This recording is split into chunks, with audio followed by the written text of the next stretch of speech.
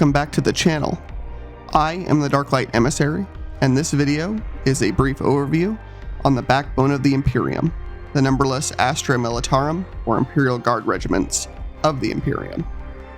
To start this one off, I want to first dispel a similar myth regarding the Guard regiments as I did regarding the worlds that make up the Imperium in a previous video.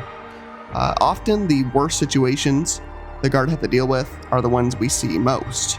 This is understandable, as just with real life, media tends to focus on the worst things going on, not everything going right or of no note.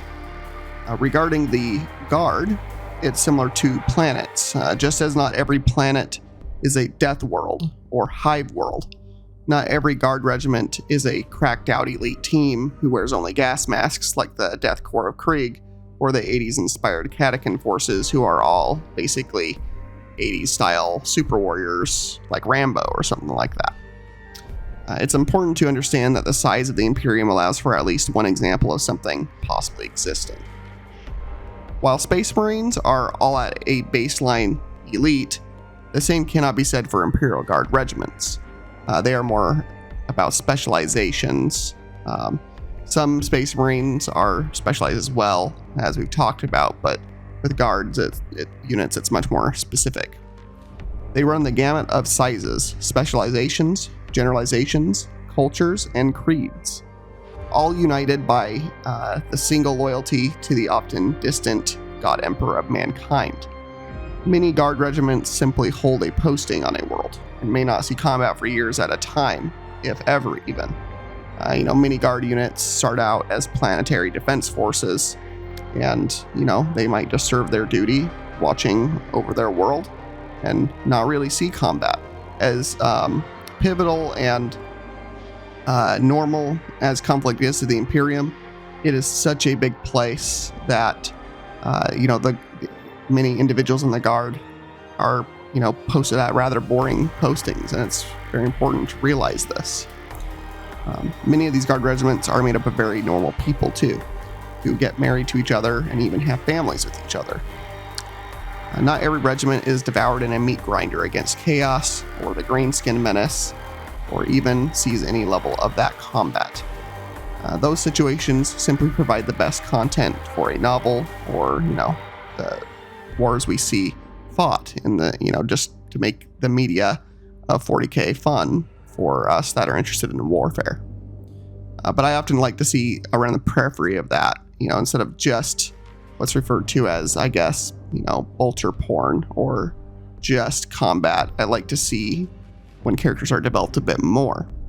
So I thought that would be important to lay the groundwork here before continuing. There is one myth, almost meme, that Guard soldiers last 15 hours in combat. It's important to note this is about a specific world combat theater in a book by the same name, released in a novel over 17 years ago. I'm going to go over one of the most famous Imperial Guard regiments, and the one I'm most familiar with to explain this point better. The Tanith First and Only. This regiment is what I generally was talking about as an example of the previous statements just made. This regiment is a specialized one, great at scouting and pathfinder operations. They are basically a special operations regiment. That being said, they can hold their own in a grinding attrition war as well. This regiment has seen some absolutely horrifying fighting in hive cities and come out on the other side scarred but intact. They also have a generally very strong bond as a regiment, at least amongst the leadership. One of the other myths perpetuated by games like the original Dawn of War games and some books is that commissars are all too happy to execute guardsmen for the mildest of infractions, or not allowing retreat or flexibility in strategy. This does apply to some commissars in the setting, but they do not define the entire office of the commissariat. Commissars like this often end up dead in unfortunate accidents amongst the units that they are assigned to. And so that brings us to the main leader of the Tanith, who is Colonel Commissar Gaunt. Unique for being an officer in the Guard and Commissar at the same time, which isn't a normal hybridizing of roles normally. While it's true you should not cross a Commissar, Gaunt and the Commissars under him seem to treat their office as a office to care for their troops in a somewhat fatherly role model level. They enforce loyalty and purity, yes, but not through fear, but through providing for their soldiers' needs fully. Hearing out their concerns and even offering advice or helping soldiers out of bad situations in between deployments. Gaunt has summarily executed soldiers before, and commissars have that power, but the only time I can recall that happening is when he witnessed several soldiers attempting to rob his doctor of medical supplies, and even after he executed those soldiers, I remember his doctor actually kind of chastised him for taking such a harsh action, even though he was well within his rights as a commissar. Likewise, many times have I seen commissars in the Tanith go find drunk soldiers and get them back safe, things like that. And this is what I love about the Tanith.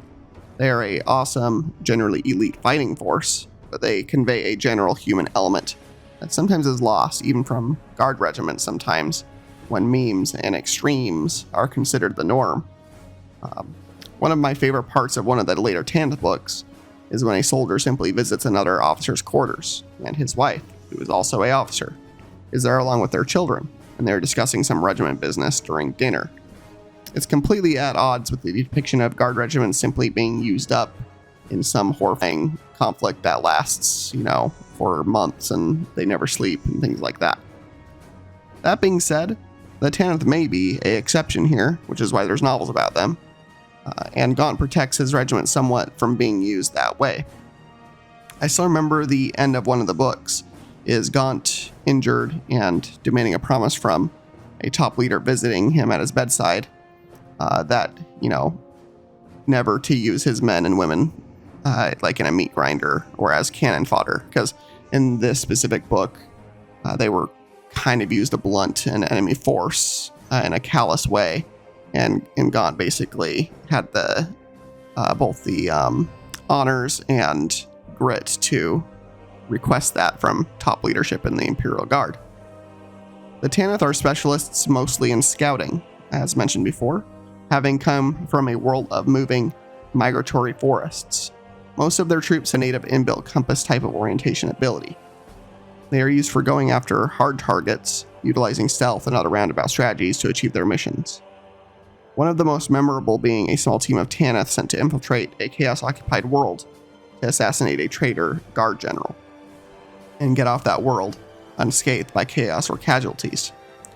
Over time, the Tanith have absorbed several other tattered remains of guard regiments, like remaining troops from the defense of the decimated Vervin Hive, becoming an alloy of several cultures and fighting styles, increasing their flexibility in tactics and strategies. This, along with several other factors, make the Tanith one of my favorite guard regiments. They deserve a history of the regiment style video sometime from me. The regiments of the Guard are basically endless, and so too are the cultural norms for each one. The Tanith are but one example of a somewhat more humane one, but there also exists legions of soldiers sentenced to die as cannon fodder on some horrifying theater of war. This wasn't meant to be a dive into the Tanith really, only to show that many regiments are specialized in some way, due usually to what world they were organized from to begin with. Most regiments are not simply generalist soldiers, but are usually called into a theater of war for some specialization the regiment can offer that theater. There are the stalwarts like the Cadian elites of Lost Cadia, or the Krieg, as mentioned before. What most regiments can be said to have in common is they are made up of mostly regular men and women, armed with not much else, normally than some minor ballistic armor protection, and a lasgun for a main armament, unless they are a specialist of some kind. Lasguns are a bit cooler than they first appear. They look like a relatively normal gun or rifle, although these are as numerous and varied in pattern as their wielders. The most interesting aspect of a lasgun is that, while weak on a power level compared to nearly anything else in 40k, they run off of a power pack that can be recharged by being in the sun, or next to the radial heat of a fire even. Logistically, this is amazing for even the industrial power of the Imperium to be able to rely on. They have to supply the guns, but not endless amounts of ammunition. allowing them to focus on weaponry that does require supplies, such as tank ammunition, heavy caliber support weapons like stubbers, and so on. Fun fact about stubber weapons, many if not all of them are based upon the Browning machine gun family of weapons that first saw major heavy use in the World War I and II era of Earth, largely unchanged all the way into the 40k era so many millennia later.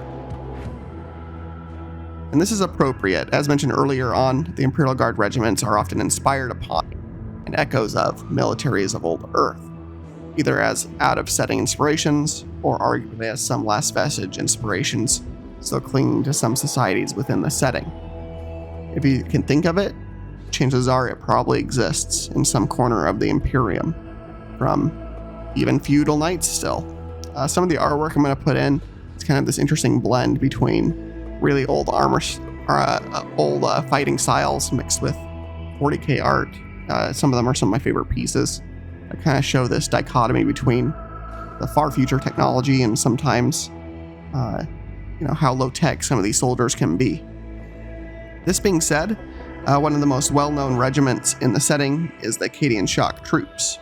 And due to the many thousands of years these regiments from Cadia have served, some foundings of New Guard units choose to emulate their armor and look.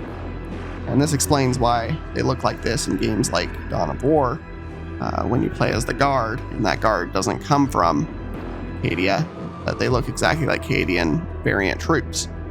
This is also an easy way to make an army for something like the tabletop part of the game and setting, or otherwise not have to fabricate a completely new culture and style if you do not want to when creating an army, or even in the lore as well. The Guard units deploy to a theater of war often in their millions, being the main hammer to the more precision, smaller forces of the Space Marines or other specialist units. The Guard isn't just soldiers though. Many of them are also specialized in heavy armor of all kinds, from the Lemon Rust battle tank to the mighty Baneblade super heavy tank and many variants in between. The Guard brings to bear endless armored columns to help break through enemy lines and help carve them into manageable pieces.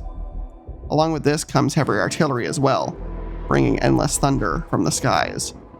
Could you imagine 100,000 pieces of artillery or more, all firing at the same time and at a similar location? Not much can bear such an onslaught, except, of course, for the nightmares that exist in the setting that the Imperium is fending off to begin with.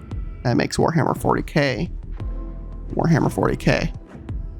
It is often said that one of the mistakes made in the lore community that we come across is that the numbers given for conflicts are usually underestimated, or even exactly said in an underestimated way. And I mostly agree with this. For as large as the Imperium is, it seems sometimes conflicts are between forces smaller than even World War I or World War II at times, which does occur, but often the conflicts we're talking about are kind of suggested to be apocalyptic in size, and yet the soldiers arrayed are less than what we've fought on our planet with. Sure, devastating results, but not world-ending results. Often what we say is to take the numbers and double or triple them when given in some conflicts at times. Just something to take note on. Because as with all things regarding this setting, the numbers are insanely high, and the Imperial Guard regiments are part of a truly fathomless empire in terms of size. An individual guardsman might not be much, but imagine 10 million or more of them deploying to a theater of war, along with war machines and other support weaponry. In the ancient past, the Space Marine legions were gaining all the glory in the Great Crusade, but supporting them was billions of Imperial Guard, known as the Imperial Army at the time, and it's important to realize that. Not only is your world getting invaded back then by tens of thousands or more of gigantic power-armored behemoth elite troops, but for each one of those, there are thousands of supporting soldiers as well, shoring up the sharp point of the Adeptus Astartes with a hammer blow at the same time. This topic, the more I've researched it, deserves a deep dive into the overall structure that governs the core of the Imperial Guard, things like that. But this will conclude the topic for now. It could honestly go on for a long time, but I will do one of those sometime in the future. I am still trying to do more of a brief overview style of content right now, just for people to touch on each of these topics with me. A next video will possibly be 5 of the Imperial Guard units I like the most, or ones you can request in the comments. Let me know what you'd like to know about the Imperial Guard, if anything. Even a video on their tank choices is myriad, so I do not want to drone on in this video too long. I might do one on some of their cooler tank variant styles. Please like and subscribe if you would like to see more of this content, and I thank each and every one of you who has chosen to do that so far. It's been amazing to already be nearly at 300 plus subs in such a short time. Please leave a comment with your favorite Imperial Guard regiment, or one you'd like me to cover in a future video, or anything else you'd like to discuss. Bring your light into the dark places, and I will see you in the next one. Have a great day or night, wherever you are. Thank you.